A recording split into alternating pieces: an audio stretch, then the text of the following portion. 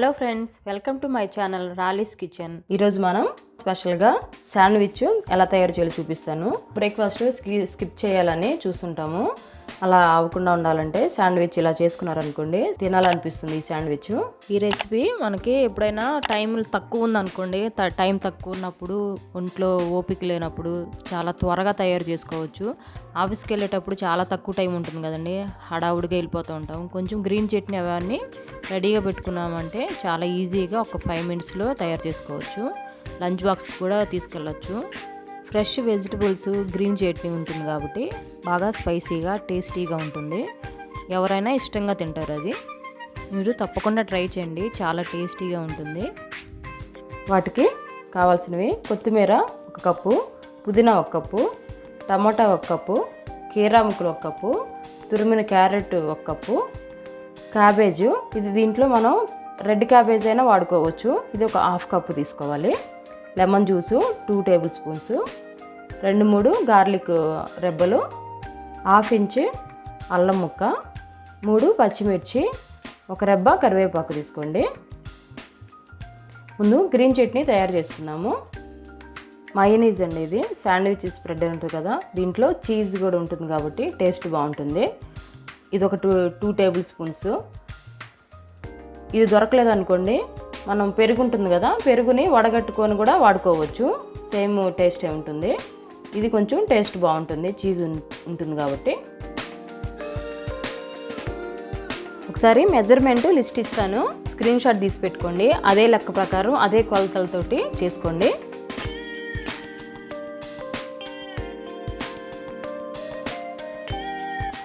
పుదీనా మిక్సీ జార్లో వేసుకోవాలి. పుదీనా, కొత్తిమీర, కరివేపాకు మిక్సీ జార్లో వేసుకోవాలి. కరివేపాకు, కొత్తిమీర, లెమన్ జ్యూసు, గార్లిక్, జింజరు, పచ్చిమిర్చి ఇవి కొన్ని కట్ చేసేసుకోవాలి.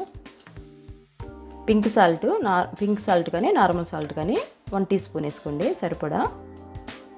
ఇప్పుడు ఇవన్నీ మిక్సీ పట్టుకోవాలి.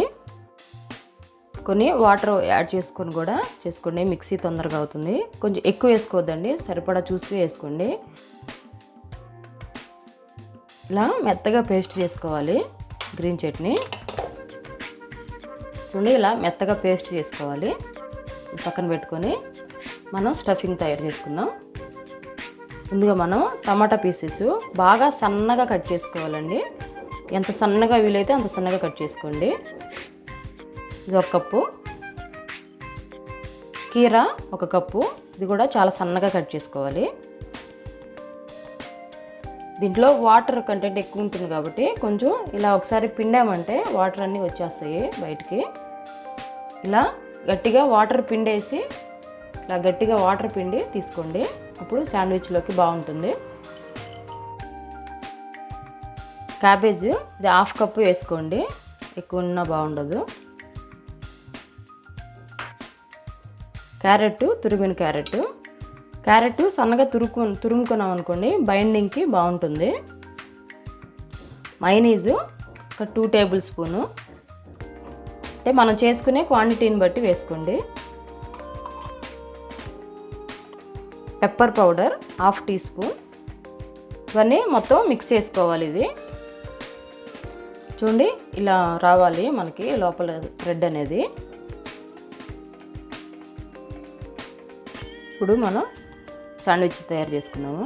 ఇది బ్రెడ్ అండి, శాండ్విచ్ బ్రెడ్. మీరు బ్రౌన్ బ్రెడ్ అయినా వాడుకోవచ్చు.